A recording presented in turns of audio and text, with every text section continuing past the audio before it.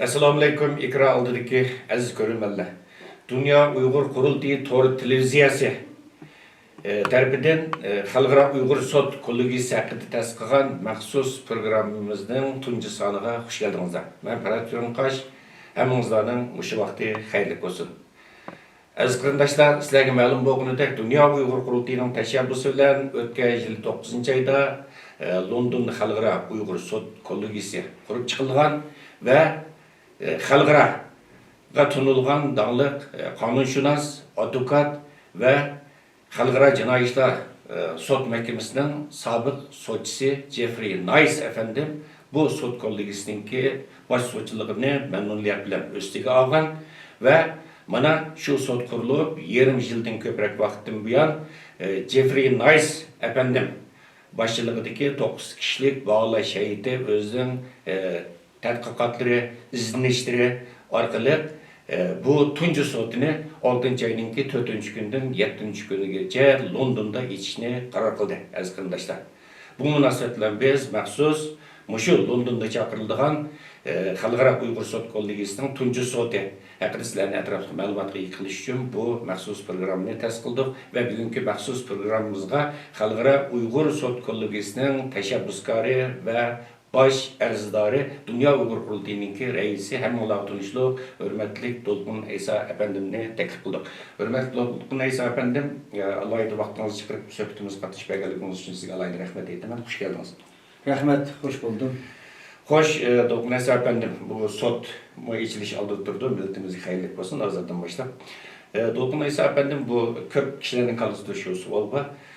Siz bu aynı vaxtda bu Xalqaro Uyg'ur sud kollegiyasini qurish fikrini, taklifini siz o'tirib qo'ygan va bu taklifingizni bevosita Jeffrey Nice efendimga aynı vaqtda sungan edingiz. Bu fikri sizga qanday kelgan aynı vaqtda? Bu vaqtda bir xalqaro huquqchilarning bir tavsiyasi, taklifi bo'lganmi? Bu sudni qurish fikrining shakllanish jarayoni haqida bir tushuncha berib o'tgan bo'lsangiz. Ko'p rahmat. Siz degandekidek Uyghur Xalqaro Mustaqil Sud Mahkamasi echilish oldi turdi. Biz safar qilish oldi turyapmiz. Xudoyim bo'lsa, ata Angliyaga safar qilamiz bu sudga qatnashish uchun. Ham bu sudga arzdor bo'lish sifatimizdan, ham guvoch bo'lish sifatidan men bu sudga qatnashmoqchi. Albatta bu sudning xalqimizga, millatimizga xayrlik bo'lishini Janob Allohdan tilaymiz.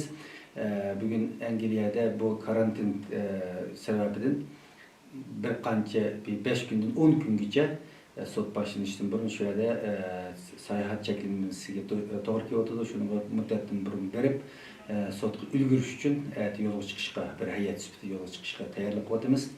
Ham sizning savolingizga kelsak, albatta Xitoy hukumatining Sharqiy Turkiston epirayotgan bu qirg'inchiligi biz uchun tonish.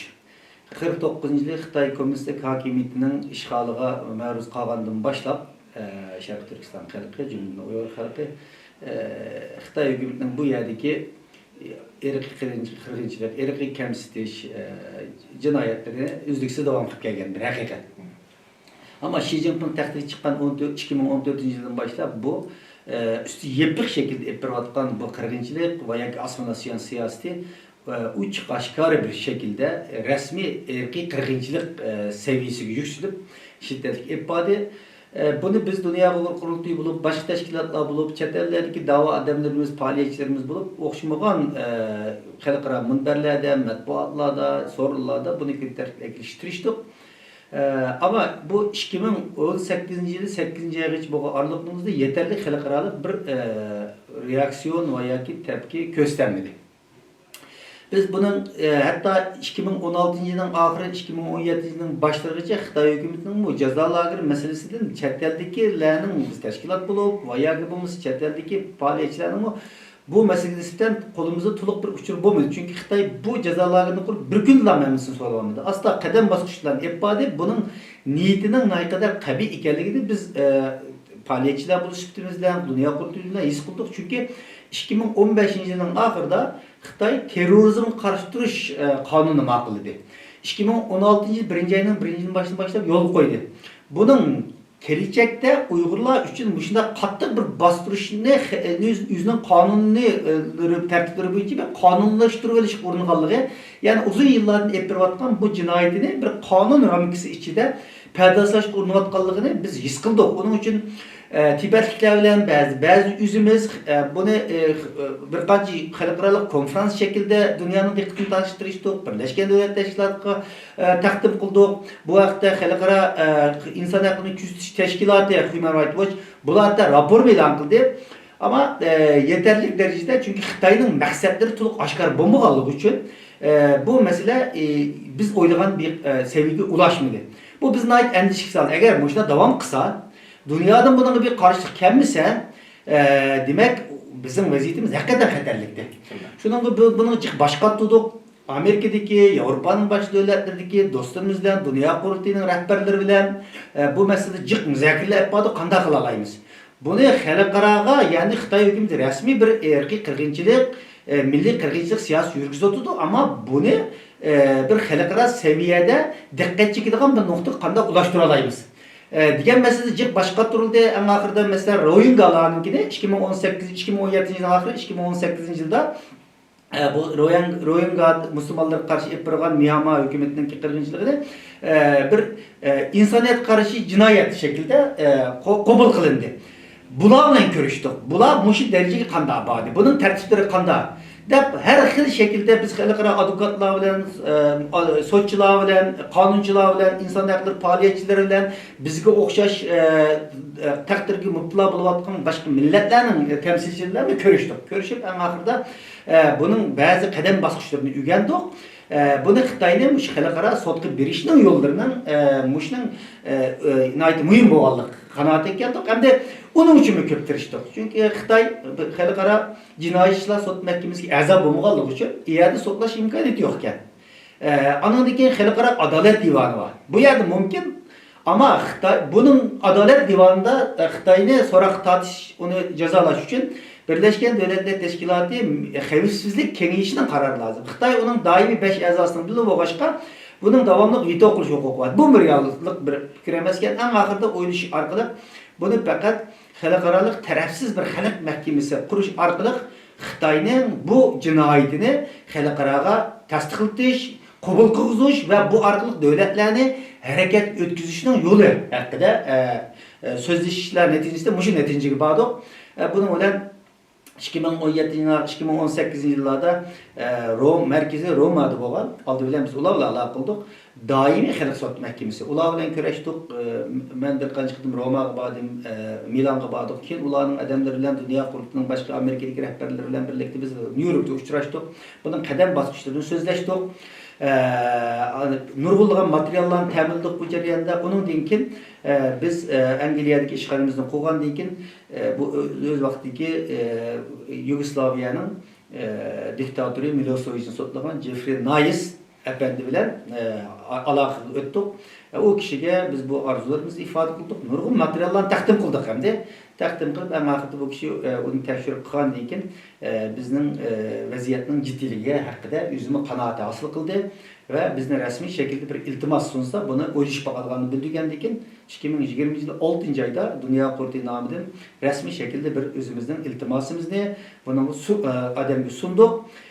Şunu bilen bu adam biz teminleyen 4-5 bin betlik materiallar var bir yerde, hüccetler var. Çünkü bu resmi bir xalqaro kanun tertip boyunca yapılan sot bo'lganligi uchun hissiyatga, vayaki siyasetge, vayaki bo'lmasa boshqa narsaga ishonmaydi. Shu hüccetlarga, faktlarga ishondiganga, şunu bilen bu kishi uni ko'rgandan keyin bizim bu teklifimizni qabul qildi ve 9. ayda resmi bu sud mahkamasining qurilganligini jakalı. Demek bu shunday bir tarixiy jarayon bosqichlar, ya'ni xalqimizning Xitoy hukumati epirayotgan bu qirg'inchiligini dunyoda qonuniy bir asosga ega qilish uchun ve qonuniy asosga ega qilmagan vaqtimizda bir siyosatchi bugun bir davlat rahbari bugun buni haqida bir ogohlantirish berishi mumkin, jinoyat deyish mumkin, insonlik qarashlangan jinoyat va yoki irqiy qirg'inchilik deyish mumkin. Bunu 2009 yılı Ürümçi vakasıda mı köygendik da. Ama bir qancha aydan keyin davlatlar o'tirishga munosabat manfaat munosabati bo'lganligi uchun siyosiy iroda davomli chekinalaydi. fikirden vaz keçeleydi. Ama xalqaro qonunlarga tayangan bir tarafsız sot mahkemesi tertibinin bu ispatlanıp dünyaya takdim kılınan vaqtida bu qaysi hükümet qaysi nima kelishdan qat'iy nazar bu qonuniy kuchga ega bo'ldi. Demak, mushu xalqimizning bo'layotgan bu irq qirg'inchilikni qanday shaklda dunyoga bir qonuniy asosda qabul qilish masalasi nuqta nazar bilan bunday bir fikr o'tirib chiqib, mushunda bir jarayonlardan keyin bu amalga oshgan hodisa. Rahmat. To'g'ri deysiz. Masalan, Xalqaro Uyg'ur sud kollegiyasining boshlovchisi Jeffrey Nice haqida bu vaqtda bergan izohida nima uchun bu sudning qurilganligi haqida xuddi sizlar o'tgandek mayli xalqaro adolat divoni bo'lsin, xalqaro jinoiy ishlar sud mahkamasi bo'lsin, bu hamsi Birlashgan Davlatlar Tashkiloti qaraydi. Xitoy buning birisiga imzo atmagan. Chunki ba'zi qarindoshlarimiz dastlabda bizning sudni qurgan vaqtida biroz qaymoqchi bo'lgan. Nima uchun xalqaro jinoiy ishlar sudi tutsa, adolat divoni tutsa, unga barbay bu zalga sud qurildi deb. Chunki u yerda Xitoyninki Birlashgan Davlatlar Tashkilotidagi imtiyozli payini siz degandek buni veto qilish, uni buzg'unchilik qilish nimasini aytib yuksakkan. Xuddi Jeffrey Nice efendimiz xuddi sizga o'xshash bu fikrni o'tirib qo'ydi va biz sudning qurilishi zurriyatini. To'g'ri deysiz, hozir masalan 5 davlat Uyg'ur irqiy qirg'inchiligini qabul qildi. Amerika hukumati va Kanada parlamenti, Gollandiya parlamenti, undan keyin Angliya va Litva parlamenti.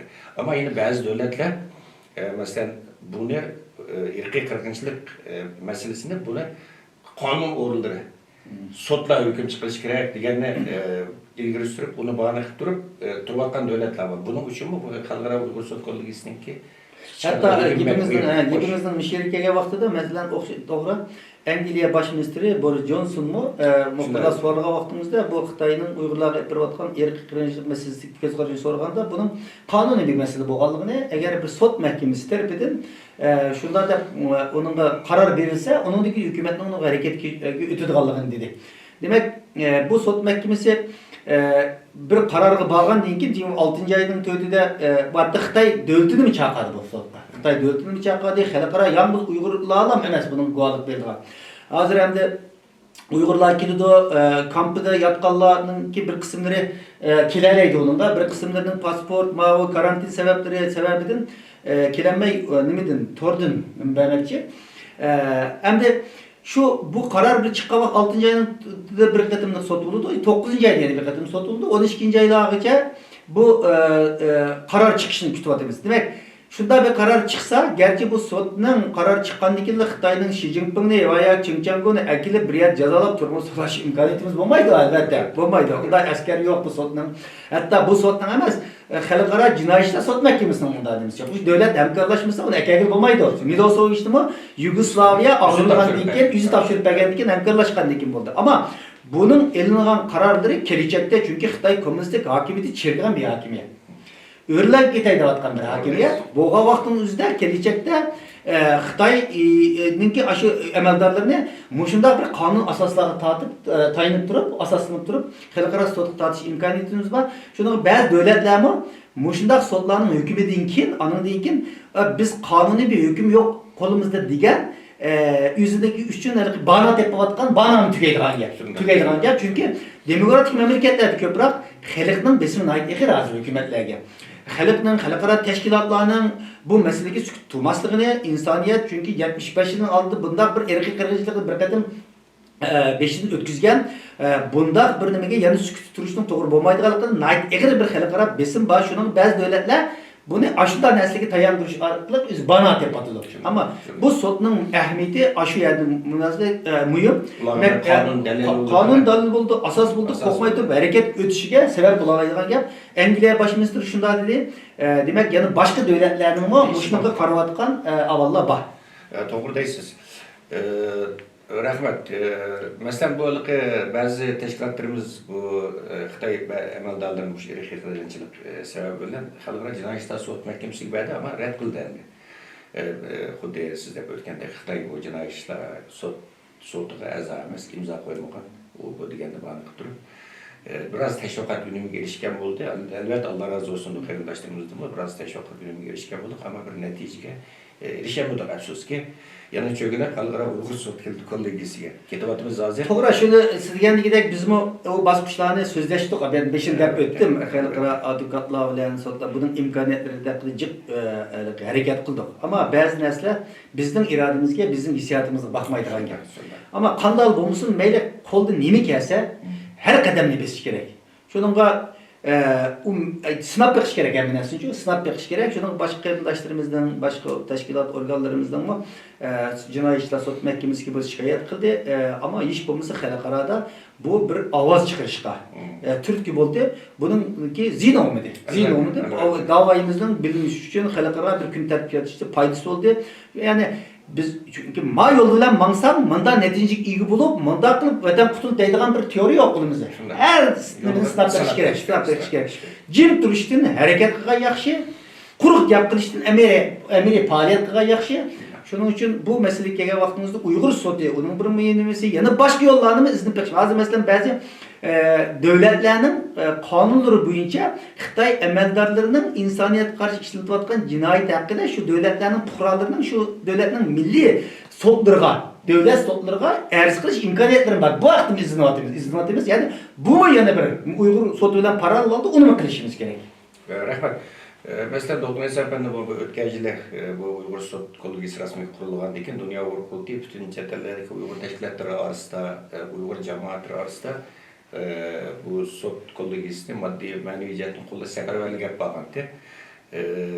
Bu tashkilotlarimizdan chet ellarda muajiratda yashayotgan qarindoshlarimizning bu hozirgacha bu sud kollegiyasi bo'lgan qo'llashi qaysi darajada bo'ldi? Siz bu xalqimizdan buni ko'rsatgan yardımlarının kuruluşundan siz Dünya Uyg'ur reisi bo'lsangiz memnunmusunuz qanday bağırırsınız onu? Elbette bu sot Dünya Uyg'ur bir iltimasını qilib bunun işini biz başlagan bo'lsak, ama bütün bu Şarkı Türkistan xalqini, Şarkı Türkistan'daki Uyghur, Kazak ve çetellik bütün Uyghur teşkilatları, Şarkı Türkistan teşkilatlarından bir vasıta alakadar kıldıgan hayati bir mesele, tarihi bir mesele. Şununla biz bunu Dünya Kurultayı iltimasını kıldık ama bunu bütün Şarkı Türkistan halkının cümlenin Uyghur halkının ortak bir hareket kılışıya seferber kıldık. Bu cihette ketellerdeki bütün teşkilatlarımız %95% teşkilatlarımız değil, %95% emeği hareket kılan teşkilatlarımızın hepsi bununla maddi, fikri ve manevi cihetten destek buldu. Bazı uşaq düşək Xitayning qaymıqtırışı bilan vayak düşənməyə qilib özləri xata düşünüş bilan bazı qalaymagan ösək gap sözlərini qilib bu sotning ravan bir ravishda taraqqi qilish uchun ba'zi to'salg'ular uchun gap so'zlar bo'lganlar avvaldan bo'ldi, ammo u aqim emas. Chunki 100% bir qo'llash degan gap bu diktator rejim bo'lgan gap. Shuning uchun %90-95% bütün teşkilatlarımız, vatanperverlerimiz hakikaten Xitoyning Sharq Turkistonda olib berayotgan bu jinoyatini cho'qim bir xalqaro organ tarafidan so'roq tortilish qalbida ishongan ve onu bir milli, vicdani, kanuni mecburiyet deb bilgan bütün insanlar bunu destekledi. Teşkilatlarımız maddi cihetten, Türkiye'den, Avustralya'dan, Kanada'dan, Japonya'dan, Amerika'dan, Avrupa'nın her kaysi devletlerden bütün teşkilatlarımız bununla maddi. Bu dikkat. Biz dedik $1 mı az emez. $10.000 mı köp emez bu sözcü. Diyen çağrımızdan çıktık. Şunun için bütün teşkilatlarımız bununla maddi yardımını kıldık, kolladı ve şununla birlikte bunun elki paket mühim hem de. Paket mühim. Şunun için kampılar yetip çıkan bizden hanımlarımız, Ömer Bekirli okşayıcı yigitlerimiz bulanın bu nimede bu sotda oynaydigan bəgən guvalıqların mayımları oyundu. Anındaki nurgulluğan, bana okşaydigan anıları kampılarda, tuqqalları kampılarda üylep ketken aile nimeleri, kurbanlığa var. Ulan guvalıqlarının bulundu. Anındaki pilallık doğut, anındaki şu ballarını ayrı etilgen aileliklerinin guvalıqları, anındaki şu nime deyimiz tuğmaslık operasyasıga uçturgan.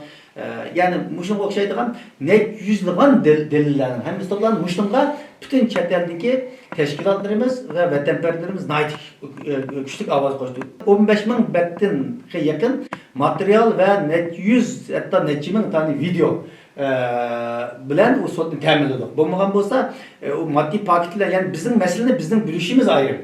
Bizning bölüşümüz ayrı ama bunu maddi paket süpütü sotqa taqdim qila olishimiz ayrı bir mesele. Biz özümüz bilib qolsak Facebook'ta, YouTube'da bir-birimizga da'vo qilamiz. Bir-birimizga anlatqanimizdan o bir benim ifade qilmaydi o faqat. İfade qilmaydi. Bunu shundaq xalqaro seviyada taqdim qila olish, nima qilish muhimdir. Shuni bütün nimalarimiz insanlarımız, teşkilatlarımız nait kızım qo'lida. Ondan başqa yana bir qism bizning ish adamlarimiz mi? Bir yer isimlerini deyishni uygun görmeyimiz ama tarixte onu hatırlap koyduk deymiz. Çünkü bazı insanlar bunun da yüzünden kalan maddi ve manevi fikri nimelerini uçuk aşkara deyiştin uygun kögenler var. Bunu hazırca uygun görmeyenler var. Şunun için biz bu derslerini uygun kögen şekilde, uygun kömegen şekilde hem bizim fikir hürmet kılıp bunu epadık şunuğa ben bir yerdimi bu sotun geçiliş için her türlü yardımını kılan ismini aşkarlaşını halıgan teşkilat ve şehriz, iş adamlarımız, fikir adamlarımız, ziyalılarımız müşterilerin hepsi kötü rahmet ettim ben. Çünkü bir yerde necmin parça dokulatını çünkü Uygurca köpü. Bir kısım xalqaralık mütehassisler guvalık verdi. Ularning İngilizce ama Uygur kurbanlarının kampda yetişip çıkanlar olsun veya ki başka şahitlerin materyalinin hepsi Uygurca. Her bir şahitinin bir 2 saatten bu video görünüşleri var. Bu işlerin hepsini interview kılıp qog'ozga töküp kendim bunu İngilizce tercüme kılıp sotqa topshirish işleri oldu. Bularning hepsini biz maddi jihatdan hisoblaydigan bo'lsak, u yomon qilib bo'lgan ish emas. Ama mushni bizning chet eldagi ziyolarimiz Amerikadagi, Avustraliyadagi, Yevropadagi ziyolarimiz, ba'zi ismini oshkorlash xohlamagan ziyolarimiz jim turib mushning hammasini tarjima qilishga bizga yordam qildi. Ularning xizmati haqiqatan ko'p bo'ldi. Biz insonga bir bet bilim yezib berganmiz ming turli nimadan qildi ama necha ming bet narsalarning o'zine xolisona haq qilmay turib tarjima qilish oson narsa emas. Shuning uchun men bu yerda bu sotqa xizmat qilgan barcha qarindoshlarimiz bor. Barcha inson safarbarligida o'shalarning hammasiga rahmat aytaman. Rahmat. Siz degandek albatta bu oson gap emas. Bir sotni xalqaro bir sot chaqirish zaten sotning nomi xalqaro Uyg'ur sot bo'lgisi butun xalqimizning siz deb aytganda butun Sharq Turkiston xalqining o'rtaq bir soti bu. Şuna hakikaten Allah razı olsun qarindoshlarımizdan buna 20 yilga yaqin qisqa bir vaqt ichida bu sot ichilish olib turdi inshaalloh. Albatta bu sotni moddiy jihatdan qo'llagan, ma'naviy jihatdan qo'llagan va uni dalil isbotlarini ta'minlagan butun qarindoshlarımizga tekrar minnatdorlik bildiramiz va ulardan Allah razı olsun. Hoşçuluk mesafede memleketleri bu Xitoyninki bu xalqaro Uyg'ur sot qo'lligisi qartibotga inkaslarga bilirsiniz mesela 25'incisler 5. ayın 25. günü atanmış Akın Rayullah Halk Hükümeti'nin bayanatçısı bu xalqaro Uyg'ur sot'a karşı ve altımız çarpılmakçı olan tuncu sot'a karşı bir yerde bayanat e'lon qildi ve bu sot'ni kararını hükmünü pisand qilmaydiganligini bildirdi ve bu yer sot'ta şahit olmakçı olan guvohchi, shahidlar, arzdorlarni yolg'onchilik bilan ayblaydi, ko'l maqomida olib. Texmi qiziq yeri, masalan, bu sot qo'lligisi ichilmay turiblar. Masalan, 3. ayning 26-kuni Xitoy hukumati Angliyaninki parlament a'zolarini o'z ichiga olgan 9 nafar shaxs bilan 4 organga, Angliyada 4 organga embargo yurgizganligini e'lon qilgan vaqtida buning ichida Xalqaro Uyg'ur sot qo'lligisininki raisi Jeffrey Nice efendim bilan Xalqaro Uyg'ur sot qo'lligisi bor endi. Bu Xitoy bu sot yaqinlashgan sari Xitoyning hujumi jiddiylashyapti. Masalan, bu Xitoyning bunda bu sotdan vahimiyat tufayli ketishidagi sabab nima sizcha? Çünkü Xitoy hech bir qachon qonun to'g'ri bir davlat emas. Xalqaro qonunga emas, imzo qildi ama hech bir qachon uni ijro qilgan emas. Xalqaro qonunlarni emas, hatto yüzden qonunlarni ijro qilgan bir davlat emas. Shuning uchun Yevropadagi davlatlar bilan Xitoy o'tirsida qonunni ijro qilish, qonuniy davlat bo'lish haqida nurg'un yillardan buyon dialoglar bo'lib keldi. Xitoy hech bir qachon Xitoyning asosiy qonuniga qarasak, balki xalqaro davlatlarning asosiy qonunlarida bo'lmagan huquqlar bor talab etilgan. Atalmış avtonomiya qonunini qilsak nurg'un huquqlar bor, ammo bular hech qaysi ijro qilinmagan. Shuning uchun Xitoy qonunni qo'rqidi. Qonunning ijro qilinishidan qo'rqidi. Shuningga Bu ya Xalqaro Uyg'ur sot mahkamasi tarafsiz bir sot. Biz delillarni ta'minladik. Butunlay xalqaro qonunlar bilan amalga oshadigan bir jarayon. İnşallah neticesi biz kütkenlikidek bo'ladi deb arzu qilamiz. Xitoy shuning uchun bunda bir sot mahkamasi tarafidan chiqarilgan bir yakunning kelajakda o'zi uchun cho'ng bosh og'rig'i bo'lganligini va Xitoyning bu jinoyatining so'roqsiz, savolsiz qolmaydiganligini o'zi ishonadi. Yani balkim bu yil bo'lmasa mumkin kelajakda Xitoy amaldorlari, Xitoy Kommunistik partiyasi, Xitoy hukumati mushu soykırımga, mushu erkiy qirg'inchilikqa chetlib qolgan har qanday inson bu javobgarlik tortildi. Masalan, Asad rejimidan qochib kelgan, o'z vaqtida shu rejimga hamkorlashgan ba'zi amaldorlar bugun Yevropaning ba'zi davlatlarida mana xalqaro sud mahkamalari, milliy sudlar tomonidan ilingan qaror bo'yicha turmalarda. Shuning uchun Xitoy hozirdan tipirlab ketdi. Tek sot açılmayı turupla Jeffrey Nice'ni ve Uygur Sot Mahkemesi'ni bu partizmle kirip bunun küçük asası yok de bir yıllavatıdı. Hüküm çıkmayı durup. Demek Muş'un üzüldüler bu sotun Xitay kançılık güç gösterdiğinin bir tipik misali. Çünkü Xitay hazırlıkça Avrupa Parlamento'ndan çıkan kararlar olsun ve Avrupa'da, Amerika, Kanada, devletlerdeki Angliya'daki Parlamento'ndan çıkan erkeklerce kararlar olsun, Amerika hükümetinin kararları hiçbirisini kopup ya biz ma noktalarını kabul kılmamız değil yok. Hepimiz narazılık bildi dedi. Ama bu devletlerin de vatkalları hakkı çünkü bu da pakta asaslanlar. Özetke asaslangan. Kandakta hikaye ve giysiyse asaslangan demez. Hem de sot mahkemesi tekimi paktla asaslandı. Çünkü kanunu nesle asaslandı. Bu siyaset memez. Siyaset. Bu her kandak bir iktidar, her kandak bir hükümet vakit kalsa bunu asas kanun asas konunalaydı, işleteleydi. Haber degendeki siyasetçiler yeni alışı mümkün ama sorunun kararını yeni olmaydı. Ona kandak hükümet kim çıkıştan katınızlar bunu asas kılalaydı. Şunun için Xitay'ın bunun eşyatliği karıştırıp bunun altına düşün tırşıvat kaldık şu. Xitay hükümeti yalnız bir yerde bu katımdan icra kılınıyor. Bundan burun mu? Bu doğruluk bunda hücumlarını kıldı. Anladıyken sosyal medyalar arkalık yüzündeki gündem paylarını yüzündeki her xil şekildeki adamların iş kıseliş arkalık bu sot mahkemesiga hücumlar az bulmadı. Bu yakınlaşkan sıra hem de yüzü o demek iş kısalgan şaykıları tadı işki yaramagallık için hem de Xitay hükümeti yüzünün devlet gücünü hükümet gücünü iş kıseliş arkalık bunu kararlaşıkta ornatıdı. Ama demek dünyada yanıla Xitay'ın kolu her yere gitip bulunuyor.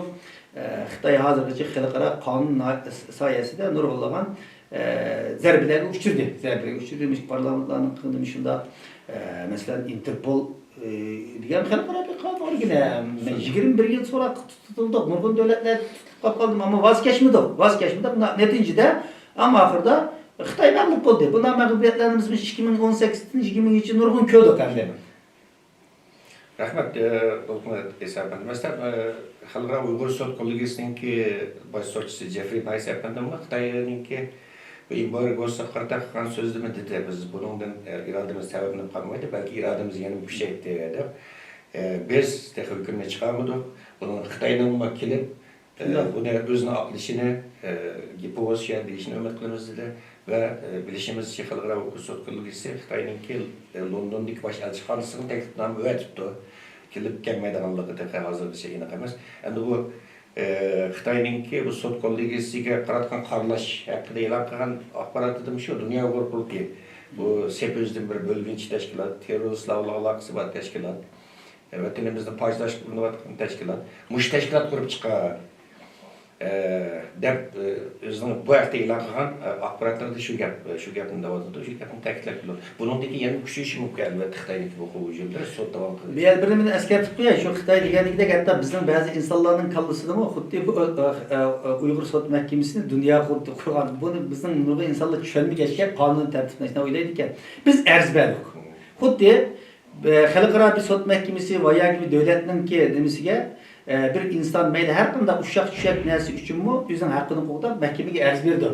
Arz bergücü ayrım ama sot o ayrım. Arz bergen adamdan kim bu sotninki hüküm qo'ygan bo'lmaydi. Tunji arzni biz arz bergen bir arzlar shunda Uyg'ur xalqi vakalatan, Sharq Turkiston xalqi vakalatan mush arzimiz berdik. Bu sot tamamen tarafsız bir sot. Dünya Kurulu deyilen aşkındak bir Dünya Kurulu kuran bir alakası yok bununla. Biz maddi paketlerini təminləyən və ərzar bolğan bir sot. Şununla xalqımızmı bu nöqtəni toğru düşünüş gerek. Çünki sotun nihai qararı 12-ci ayının axırı 12-ci ayının başları çıxdı. Bunlar cıq təkşirişlərini ep bardı. Bu digərlikdə bizim yığılışımızga və ya ki bizim hissiyatımızga və ya ki bizim yaxınlığımızga emas. Çünki bu yerdeki sotunu sotlavatkan adamlar Jeffrey Nice'la digimizdeki Milošević'tek diktatörlerini xalqaro jinoyatlar sot mahkemesinde bassaçı olan bir insanlar. Bular kanunu yaxşı bildi. Bu insanlar kopup yüzünün mü obrazının zedilişini mi kalıbaydı? Hissiyat bilendim buluncu. Çünkü bular yana xalqaroda bundan çok koltuk kırgan insanlar. Şimdi bu meseleye vakta ben hata düşünüşler var. Bu fakat biz bunu yapıp da bir erzda. Erzda elbette. Halkımızda bu şu mesleğin nispeten bunu izahla koymanız yaxşı oldu. Hazır için şu hata düşençi var. İçtimai tiratlarda vakti bazı nemeler bayana. Fişas gap sözler bunun muayyetin düşenmenin için. Müstakil bir sot hem de muayyet ettin. Biz erzda. Bizim erz kılış hakkımız var. Bu bizim erz kılış hakkımız var. Yeni bir nesli yapayım ben. Çünkü biz halkımız bize yardım kıldı, maddi nimelerni kıldı, dünya kıldı. Onda biz dünya kuruldu, neymiş ki bunun kıptıcımızda. Bir yerde şunu mu halkımız biliş gerek ki, dünyada naiti kalbi pakiz, insanperver, insaniyet üçün barlığın atakan isil insanlar var. Mesela bu Jeffrey Nice. Yalnız Jeffrey Nice emez. Bunu Jeffrey Nice bilen koşup hazır dünyanın her qaysı yerlerindeki 9 tane sotçu var. Bunun için bir yıldan bu yana işlevatkan nurgulluğun xalqaro advokatlar var. Bizim Uygurların tercüme işine yardım kılıştığım başka, muşu sotunun kanunun tertiplerini kıvatkan insanlar var. Mesela Avrupa'da, Amerika'da bir advokatın kışkı verip siz, benim bunda bir erzim var diye bir advokatla köresiniz, bir saat köresiniz, sizin ağzınızda $400 pul töleşirsiniz. Yani bir advokatın bir saatlik hakkı $400 en azam olsa. Damlıkırak advokatın neçimin euro okitudu. Demek biz bu Jeffrey Nice'la bula koğan bu sot mahkemesindeki işlevatkan kalbi insaniyetinin bəxsadı üçün, insaniyette erkek kırgınçılık bulmagan, zulüm bulmagan, insaniyetinin ortak bəxsadı üçün hizmet kılışını özüge bir mecburiyet, vicdani mecburiyet, kanuni mecburiyet yapırken güzel insanlar var. Muşudun sotunu koğan insanlar aşı mecburiyet asaslı koydu bunu. Bu pul bilen koymadı. Eğer biz bunu puluyla kılmayız deydiğin iş yapıp kalsa bu en azından 50 milyon, 100 milyon dolarla aran kılalayımız. Çünkü digende Jeffrey Nice'de danılık bir advokat bilen siz bir saat oturup özünüzün şahsi bir işi bilen söz işleyen bolsanız en azından bir saatlik bu adamın bilmeymen belki bir kaç mı euro. Bu adamla bir yer verip xalqarada bir nutq sözlese veya bir maslahat verse bir saatlik sözü belki 40-50 milyon dolar söz edilen insanlar. Demek bu adamın bir yılga yakın vaktin bu yan keç gündüz bir sınıf haqqanmaydır bu hizmetine kıvatılar. Şuna okşayıp 9-10 tane sotçu var. Eğer biz dünya kurulu bir 300 bin, 400 bin dolarlık bir bütçeyle bu işini kılışık hareket kıldık. Mutlak köp kısmını bizim Uygurlar, TRH'lerimiz temin kıldı, bir kısmını torladığımız yıkıldı. Belki de bunlar. Bu şunda bir çoğun dava için 400 bin dolarga işlememez. Bunda çıkan çağda bir sotçudan bir yıllık maaş vermez.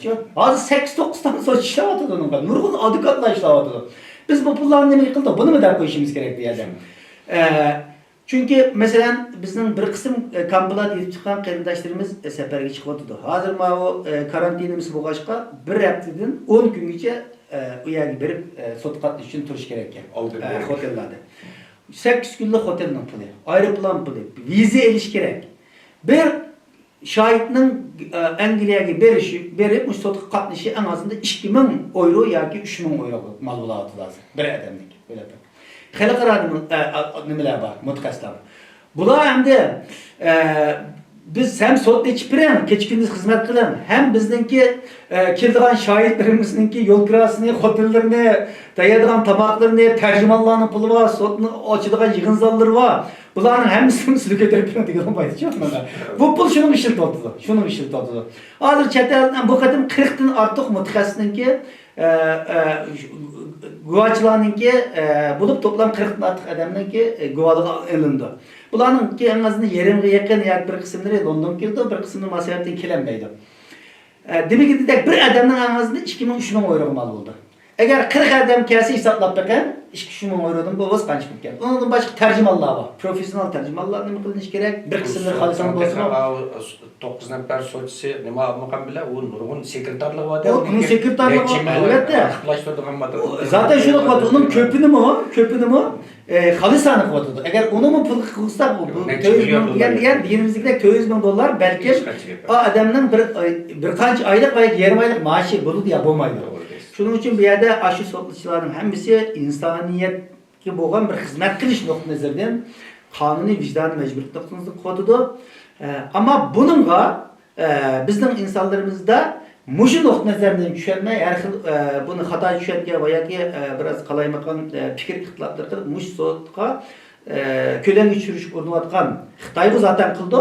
Ama bizning biroz tushunmayotgan insonlar bu nuqtani tushuntirib qo'yish nuqtai nazaridan davom etaman.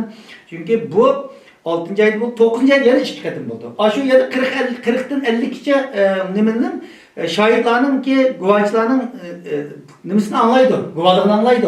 Uning uchun yana o'xshash shaklda aeroplanda kelish kerak, Amerikadan keladigan gap, Avstraliyadan keladigan gap ularning. Bu insonlarga bu bir yerdan bergan pul yo'q. Bu tarafsiz sotuvgaç hukumatlarning pulini olmaydi. Hükümetlerin pulunu alınmaydı fakat tarafsız halkımızın ve yaki tarafsız şekilde belirlenen maddi yardımlar bilen nam bolduğan sottu. Yaki bir tarafsız olan hükümet teşkilatlarının pulunu alınmaydı. Çünkü sotunun kanuni dışında. Şunun için bu meseleye vaktimizde anladık o sot tügep bolğandan keyin bularni redleş gerek. Redleş üçün nurgun mutaxassislar bir qancha ishlab buni bir dokumentda e'lon qildi. Bularning bir qismlari uchun mushta xarajatlarga ehtiyojimiz bor. Buni mu bir yerda qo'shqa? Bunun ayet yaxshi bir eslatib qo'yganimiz to'g'ri bo'ldi. Bizning da'vo bak cho'ngib ketdi hozir xalqaro bir masalaga aylandi. Bu kuniga 1 million dollar bo'lsin ozda qilmay sizdek o'tgandek bu 400 ming dollar taxminan deydi endi bu sotqa. Berilgan yordam.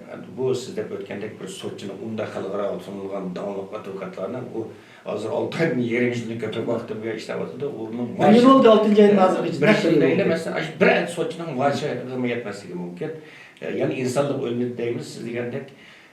İnsanlık ölmegani uchun bizga xalqaro jamoatchilik kundan kunga chiqadi. Bu insonlikning o'lmaganligini menga bir isboti. Sotchilarning o'sha olijanob axloq fazilati sizda o'tgandek. Hoş, aziz qarindoshlar, yuqorida deb o'tgandim, bu Dünya Uyg'ur Kulturi televiziyasininki shu 6-oyning 4-kunidan 7-kunigacha Londonda chaqirilgan xalqaro Uyg'ur sot kollektivisining tunji sotiga berishlab ta'sis qilgan bu maxsus alohida suhbat programmasining birinchi soni bugun va bugungi tunji soniga bu sotninki tashabbuskori va tunji arzdori Dünya Uyg'ur Kulturining raisi do'konga hisoblanib taklif qildik. Aziz qarindoshlar, bir shuni eslatib qo'yaylik. Bu programmamiz bugun boshlandi va biz har kundagidek Londonda maxsus vaqtli Dünya Uyg'ur Kulturi televiziyasining vaqtli studiosini qurdik va shu studio orqali sizlarga bu yerdagi arzdorlar bilan, shohidlar bilan, guvohchilar bilan, kuzatuvchilar bilan bo'lgan reportajlarni, ziyorat xotiralarini biz har kundagidek sizlarga Dünya Uyg'ur Kulturi YouTube va Facebook saytlari orqali sizlarga vaqtida anglitishga tirishimiz aziz qarindoshlar va 6-ayning 4-kunida 7-kunigacha chaqirilgan tunji navbatdagi sotning amaliy ahvoli Dünya Uyg'ur Kulturi televiziyasidan naq maydondan taqtildi aziz qarindoshlar. Shunga hozirdan boshlab Dünya Uyg'ur Kulturi televiziyasiga abone olun, YouTube sayfasiga abone olun. YouTube sayfasining adresi buni aytdi. Aniq uchuq Dünya Uyg'ur Kulturi degan xatni olsangiz bu o'zingiz bu orqali abone bo'la olasiz.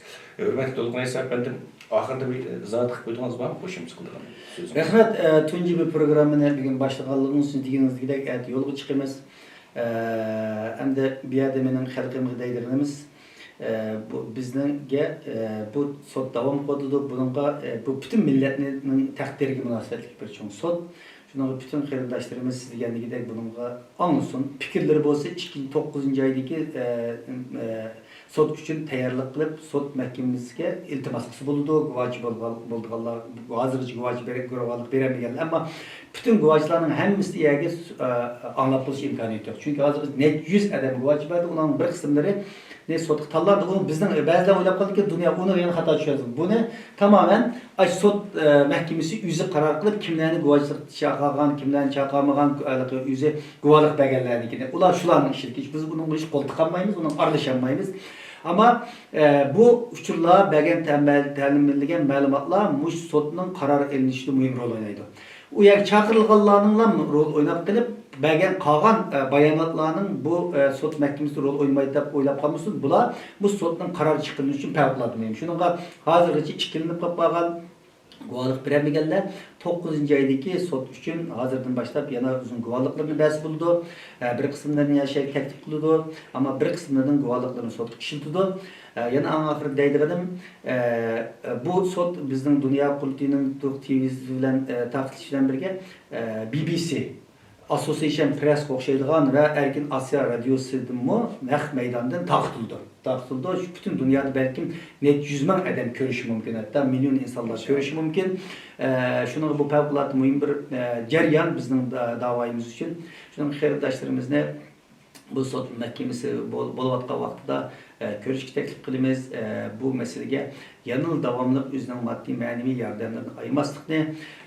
Hiç bulmasa yardım kılanmısımı? Bu sot jarayonida fikir ixtilafları şekillendirip insanlarımızın kallısını her xil yerlerge bölüdigan hareketlerden uzak duruşni yardım kılanmısımı zarar sanmaslıqni. Yardım kılanmısımı zarar sanmaslıqni talep qilamiz, ama onda insanlar çıkıdı. Şunu mu aniq dep qo'yay, agar mustot jarayonda muşnunga to'sqinlik qilgan har xil fikr ixtiloflarini shakllantirish orqali buni ko'lamga tushirmoqchi bo'lgan insonlarning bu sotning natijasiga bir ta'sir ko'rsatmaydi. Ama şunu aniq dep qo'ysak bo'ldi, bu insonlarning samimiyatini gumonlanish kerak. Biz davomli ish bo'yicha jasus deb izlab yuramiz. Ona hojat yo'q. Mana mushunday vaqtlarda xalqimizning taqdiriga munosabatli juda cho'ng tarixiy vaqti. Bu yalnız Dünya Kulturi tarafidan emas, boshqa tashkilotlar tarafidan yoki boshqa Uyg'urlar bilan munosabat bo'lmagan boshqa xalqaro organlar tarafidan mushunday bir ish bo'lgan vaqtimizda uningga og'zim kattadan chiqib so'zlamaslik kerak. Uni birni ügünüp, tushunib, fikrlar bo'lsa ilmiy shaklda qilsa bo'ldi. Ama bunda bir tarihi vaziyette mettallık kılıp, geptallık kılıp, WhatsApp'larda, sosyal medyalarda bununla karşı veya ki bunu kölem geçirmen diyen insanların samimiyetini kumanlansa buldu. Qandaqtı Xitayga casus pasus izlep yürümey. Şunda insanlardan halkımız hesap kitabını ası bulduğunu da oylayım. Bu degeniniz doğru, ben %100 bu fikriniz koşulub. Zaten ictimai taraflarda sizga o'xshash fikrga so'rayotgan vatanparvar qarindoshlarimiz bor. Masalan, bu sotga qarshi hujum qilayotganlar, buni xorlayotganlar, buni kichik tushirayotganlar, buni ulashtirayotganlar kommunist Xitoy hokimiyatlari o'xshash. Chunki ayaqdan Xitoy hujum boshlab ketdi zaten buni. Tekrar sotning natijasi oxirlashtirmayib turib, sot kollegiyamiz bilan bosh sotchimizga embargo yurgizdi. Bu bir ichinish. Bir odamda degandekidek bu sot bilen lam Şarkı Türkistan halkının onu mu daplayayla? Takdir edip ketmeydi. Şunu abiyen degandekidek bütün imkaniyetlerini işimiz gerek. Çok küçük, işinin çok küçük yok. Çok küçük bütün imkaniyetlerini işimiz gerek. Qandaqtı WhatsApp'larda yoki sosyal medyalarda birbirimizni tillash va yoki birbirimizni ayıplash va yoki birbirimizga maddallik qilish davoni ilgari bostirmaydi. Qo'limizdan tutib nima kelsak, mushni bir qadam bosma oldiga silishdansa bu da'vo foydasi bo'ldi. Shuning uchun xalqimiz bu masalaga munoyib sagak bo'lish kerak. Har qanday bir vaqtda hozirgacha ko'p qatam shohid bo'ldik. Mushundaq cho'ng bir xalqaroliq davr bo'lgich voqealar yuz bergan vaqtida bir qism insonlar o'tirg'i chiqib shuni sunnilaytib belirtish o'rnatganlar yuz berdi. Masalan 2018 4-oyning 27 Brüksel'de tarixiy bir namoyish bo'lgan. Shu vaqtlarda bir qism insonlar shunga qarshi chiqqanlar bo'ldi. 2018 11 oyda Cenevada bo'lgan Birleşken Devletler Teşkilatı'da Xitoyni so'roqlatayotgan vaqtimizda bo'lgan vaqtlarda o'xshash uning oldiga keyinda shunaqa nimalar chiqdi. Amerikada bo'lgan namoyishda 2019 4-oyning 16 shu vaqtning oldida mana shunday nimalar chiqdi. Bunday narsalarni ko'paytirish mumkin. Shuni har qatim mushundaq Sharq Turkiston xalqining manfaatiga zo'r ta'sir ko'rsatgan tarixiy voqealar yuz bergan vaqtning o'zida Xitoy quturib ketishi normal. Xitoyning odamlardan quturib ketishi normal. Şununla bununla halkımız səgək buluş gerek. Oradaysiz bu nəhayət səgək bu işlər bolğan bir vaxtımız müəyyən fikirləşdiyimizdənki bilib bilmək Xitayınki dumbağa usul oynab bilishni saqlashimiz kerak. Hörmətli Dolqunay əfəndim bu nəhayət qimmatli məlumatlarni berdiniz, nəhayət qimmatli fikirlərni o'tirib qo'ydingiz. Istansız bu vakalətən Allah sizə təkrar rəhmətimi bildirəm. Hörmətli televizor görüşçülər, biz programımızı bugün başladık ve bu Xalqaro Uyğur Sot Kollegiyası haqidagi məxsus programımız sot axırlaşdırılan 6-cı ayının 7-ci günügacha izchil her günü davam qiladi. Bizning ayrılma. Kelakatımlı programımızda görüşelim, görüşeceğim ama xeyir hoş.